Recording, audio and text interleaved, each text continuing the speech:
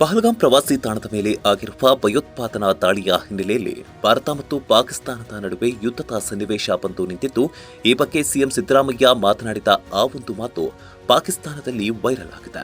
ಅಲ್ಲಿನ ಟಿವಿ ಮಾಧ್ಯಮಗಳು ಪದೇ ಪದೇ ಇವರ ಹೇಳಿಕೆಯನ್ನ ತೋರಿಸುತ್ತಾ ಪಾಕಿಸ್ತಾನದ ಮೇಲೆ ಯುದ್ಧ ಮಾಡುವ ವಿಚಾರದಲ್ಲಿ ಭಾರತದಲ್ಲಿ ಆಂತರಿಕ ಭಿನ್ನಮತ ಭುಗಿಲೆದ್ದಿದೆ ಎಂಬಂತೆ ಬಿಂಬಿಸುತ್ತಿವೆ. ಹೌದು, ಪಹಲ್ಗಾಮ್ ತಾಣದ ಮೇಲೆ ಉಗ್ರವಾದಿಗಳ ದಾಳಿಯ ನಂತರ ಭಾರತ ಮತ್ತು ಪಾಕಿಸ್ತಾನದ ನಡುವೆ ಯುದ್ಧದ ಕಾರ್ಮೋಡ ಆವರಿಸಿದೆ. ಈ ಬಗ್ಗೆ ಪ್ರತಿಕ್ರಿಯಿಸಿರುವಂತಹ ಸಿಎಂ ಸಿದ್ದರಾಮಯ್ಯ, ಪಾಕಿಸ್ತಾನದೊಂದಿಗೆ ಯುದ್ಧದ ಅವಶ್ಯಕತೆ ಇಲ್ಲ. ಪಹಲ್ಗಾಮ್ ಘಟನೆ ಭದ್ರತಾ ವೈಫಲ್ಯದಿಂದ ಆಗಿರುವಂತದ್ದು. ಮೊದಲು ಅದನ್ನ ಸರಿಪಡಿಸಲಿ ಎಂದು ಹೇಳಿರುವ ಹೇಳಿಕೆ ಈಗ ಪಾಕಿಸ್ತಾನದ ಟಿವಿ ಮಾಧ್ಯಮಗಳಲ್ಲಿ ಭಾರಿ ಸದ್ದು ಮಾಡುತ್ತಿದ್ರೆ, ಇತ್ತ ಸಿಎಂ ಸಿದ್ದು ಪಾಕ್ ಪ್ರೇಮಕ್ಕೆ ನಿಗಿ ಕೆಂಡವಾಗಿದೆ. ಅಲ್ಲಿ ಭದ್ರತೆ ವ್ಯವಸ್ಥೆಯನ್ನ ಸರಿಯಾಗಿ ಮಾಡಬೇಕಾಗಿತ್ತು.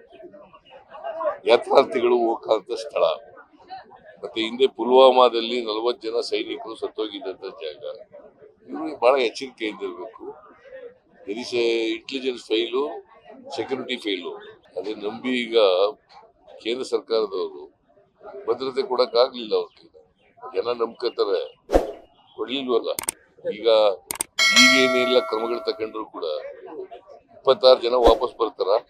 ಸಂತೋಷ್ ಲಾಡ್ ಜೊತೆ ಮಾತಾಡಿಲ್ಲ, ಅವ್ರನ್ನ ಕಳಿಸಿದೆ ನಾನು. ಸಂತೋಷ್ ಲಾಡ್ ಅವ್ರನ್ನ ನಾನು ಮಾದೇಶ್ವರನ್ ಭೇಟಿ ಕೊಟ್ಟಾಗಿದ್ದರಿಂದ ಅವರು ಬಂದಿಲ್ಲ.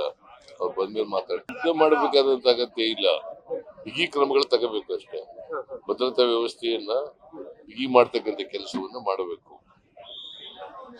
ನಾವು ವಿದ್ಯುತ್ ಪರ ಇಲ್ಲ. ನಾವು ಶಾಂತಿ ಇರಬೇಕು, ಜನರಿಗೆ ಭದ್ರತೆ ಇರಬೇಕು. ಕೇಂದ್ರ ಸರ್ಕಾರ ಭದ್ರತಾ ಕ್ರಮಗಳನ್ನು ತಗೋಬೇಕು. ಸದ್ಯ ಅಲ್ಲಿನ ಖಾಸಗಿ ನ್ಯೂಸ್ ವಾಹಿನಿಯಲ್ಲಿ ಬಿತ್ತರವಾದ ನ್ಯೂಸ್ನಲ್ಲಿ ಬಿಜೆಪಿ ನೇತೃತ್ವದ ಕೇಂದ್ರ ಸರ್ಕಾರ ಪಾಕಿಸ್ತಾನದ ಮೇಲೆ ಯುದ್ಧ ಮಾಡಲು ಸನ್ನದ್ಧವಾಗಿದೆ. ಆದರೆ ಕೇಂದ್ರದ ಈ ನಿರ್ಧಾರಕ್ಕೆ ಭಾರತದೊಳಗೆ ಅಸಮಾಧಾನ ಎದ್ದಿದೆ. ಕರ್ನಾಟಕ ರಾಜ್ಯದ ಮುಖ್ಯಮಂತ್ರಿ ಸಿದ್ದರಾಮಯ್ಯ ಅವರು ಪಹಲ್ಗಾಮ್ನಲ್ಲಿ ಆಗಿರುವ ಘಟನೆಯ ಹಿನ್ನೆಲೆಯಲ್ಲಿ ಪಾಕಿಸ್ತಾನದೊಂದಿಗೆ ಯುದ್ಧ ಮಾಡುವ ಅವಶ್ಯಕತೆ ಏನಿಲ್ಲ. ಪಹಲ್ಗಾಮ್ ಘಟನೆ ಭದ್ರತಾ ವೈಫಲ್ಯದಿಂದ ಆಗಿರುವಂತದ್ದು. ಅದನ್ನ ಈಗಾಗಲೇ ಒಪ್ಪಿಕೊಂಡಿರುವಂತಹ ಕೇಂದ್ರ ಸರ್ಕಾರ ಸುಮ್ಮನೆ ಪಾಕಿಸ್ತಾನವನ್ನ ಈ ವಿಚಾರದಲ್ಲಿ ಬಲಿಪಶು ಮಾಡಲು ಹೊರಟಿದೆ. ಇನ್ನು ಈ ಬಗ್ಗೆ ಸಿದ್ದರಾಮಯ್ಯನವರ ಈ ಹೇಳಿಕೆಗೆ ಸಂಬಂಧಿಸಿದಂತೆ ಅನೇಕ ನಾಯಕರು ಕಿಡಿಕಾರಿದ್ದಾರೆ.